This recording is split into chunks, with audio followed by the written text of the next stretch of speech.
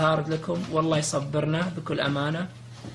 والسؤال الموجه إلى اللاعبين بالخصوص صراحة حارسنا عبد الله العنزي والدفاع، حنا تعبنا بكل أمانة، تعبنا وحنا نقول خط الدفاع منتهي ومتهالك، وبالإضافة إلى حارسنا صراحة لكن لا حياة لمن تنادي.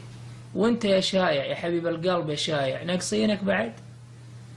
مشيناها لك في مباراة التعاون ومشيناها لك، والحين مع الأخويا. يا أخي احترم شعار النصر، يا لعيبة احترموا شعار النصر، والله تعب هالجمهور. اقسم بالله مستوى النصر اليوم فاجأني صدمني مستوى النصر اليوم. اللاعبين ضايعين بشكل رهيب، يعني 4 أهداف.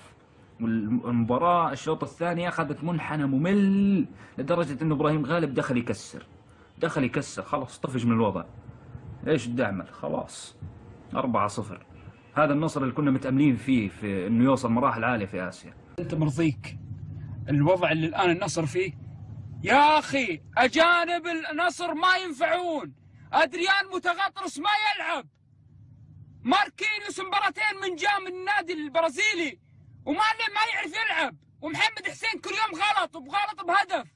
والله العظيم احنا قاعدين نولع هنا، ما يصير يا اخي. خلاص ترى في ناس قاعده تحترق، لازم نعدل الاخطاء. ال3 اجانب هذول لا يقعدون بالفريق. من ضيقتي ضاق الفضا ما عادل الفرحة وطان، والدمعة اللي جرحت خدي تبكي كل عين. يالله تلهمنا الصبر وقت الشدايد والمحان.